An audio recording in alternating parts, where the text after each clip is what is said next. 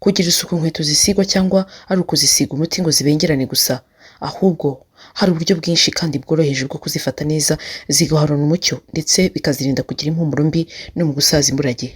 Umuntu uwo ari we wese ashobora kugira inkweto zihanagurwa umuti cyangwa zisigwa siraje nk'uko benshi twabimenyereye mu rurimi rw'iwacu, ariko ziriya nkweto hari ababana nazo kugira ngo azazihanagure bikaba ikibazo, abantu bakaba bazi ko ari ugucisha hejuru gusa ukarekeraho. Niyo mpamvu uyu munsi tugiye kugaruka ku buryo wagirira isuku inkweto zihanagurwa cyangwa se z'uruhu. Ni buri mushya hano, njye nitwa Delphine Umuhoza.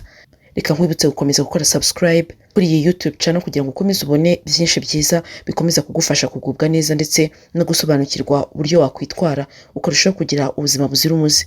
Tugarutse ku ngingo yacu ya none yo guhanagura inkweto, ikintu cya mbere usabwa ni ukugira ibikoresho nkenerwa birimo umuti wo gusiga inkweto mwiza kandi ujyanye n'ibara ry'inkweto. Niba ufite inkweto z'umukara, gira umuti w'inkweto z'umukara. Niba ufite inkweto za shokora, ugire n'umuti w'inkweto zijya ku ruhu rwa shokora. Naho niba ufite iz'umweru, nazo ugire umuti wazo.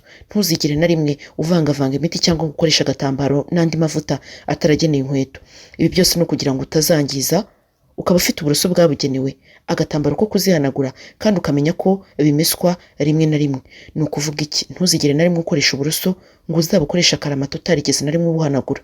Ariko kandi n'inkweto nazo zikenewe guhanagurwa apana inyuma gusa, ahubwo n'imbere zigira uburyo zihanagurwa n'agapapuro kaba kari imbere ku rukweto, kaba kabigaragaza uburyo umuntu agomba kumesa izo nkweto n'igihe agomba kuzimesera. Ikindi zirikana ko iyo ugiye gusiga inkweto ubanza kuzihanaguza agatambaro ukamaraho umukungugu wose mbere yo gusigaho siraje. Hari abaza gufata umuti w'inkweto bagacishaho hejuru hariho n'umwanda bibwira ko aribyo bituma urukweto rurabagirana, ariko burya ngo uri kwiyongeza urukweto bikaba byanatuma rucika ubusa. Ikindi cy'ingenzi ugomba kuzirikana niba ufite inkweto zihanagurwa cyangwa z'uruhu, ufata agatambaro keza kandi gafite isuku, ushyireho umuti mukeya uhanagure inkweto witonze kandi wirinde kuzihomekaho umuti mwinshi. Guhanagura inkweto ni ibintu bisaba umwanya. Ntuzigere na rimwe wifuza guhanagura urukweto rwawe neza ngo uruhanagure munsi y'iminota 30. Burya ngo uba uri kurwangiza kuko nta kintu uba uri gukora. Uruhu rusaba kurwitondera ndetse no kugenda gake gake nibwo rubasha gufata umuti narwo rukabengerana rubikwereka ko rwitaweho. Iyo umaze gusigisha agatambaro hose uhita ukoresha uburoso noneho ugahanagura urukweto ku buryo rubengerana kandi ukirinda ko hari umuti usigaraho kugira ngo utaza kwanduza umwenda. Ni ukuvuga ko umuntu ahanagura ukabona umuti wose uracyari hejuru, burya rirya ni ikosa. Urukweto ugomba kuruhanagura ku buryo usigara urukoraho ukabona umuti ntabwo ukiriho, kuko umuti wa ziriya nkweto wagenwe kugira ngo inkweto zibashe kwakira umuti aho kugira ngo usigare hejuru. Ubundi nurangiza guhanagura uzishyira ahantu hitaruye zibe zifata akayaga, kuko si byiza kumara guhanagura inkweto ngo uhite uzambara ako kanya. Byibuze rindira igihe cy'iminota 30 cyangwa isaha, cyangwa urare uzisize uzazambare bukeye, nibwo inkweto bucya zafashe umuti kandi zikeye kurushaho. Igihe uziyambuye ujye ubanza kuzishyira mu muyaga zibanze guta umwuka nibura nk'igihe kingana n'iminota 40, uzi kubona kuzibika ahabugenewe mu rwego rwo kuzirinda kunuka. Ibi wabikora no ku bundi bwoko bw'inkweto. Niba uzi neza ko ari bukiva hanze, irinde guhita ufata inkweto ngo uzisige mu nzu, ahubwo zigumisha hanze nk'iminota 40 ubundi ubone kuzinjiza mu nzu. Mbere yo kubika inkweto z'uruhu cyangwa zisiga umuti, banza wongere uzihanaguza agatambaro ariko nta muti wongeyeho, maze ubone kuzibika. Kandi iyo zitanduye ubutaha ujye unyuzaho uburoso gusa ubone kuzambara utiriwe wongeraho umuti, kuko umuti ushobora kumaraho byibuze igihe kitari munsi y'icyumweru.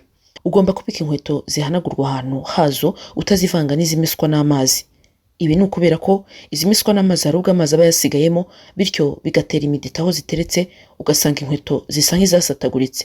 Inkweto zihanagurwa n'umuti zigomba kugira ahabugenewe hazo honyine hategera izindi nkweto. Izi nkweto kandi nubwo zabugenewe guhanagurwa nk'uko twahoze tubivuga, zigomba kumeswa nibura inshuro imwe mu kwezi bitewe n'uko zambarwa. Niba uzambara kenshi uzimesa 2 mu kwezi kandi ukirinda kuzimesa uzikubisha uburoso, ahubwo ukoresha amazi, isabune n'agatambaro koroshye cyangwa iponje kugira ngo zitangirika.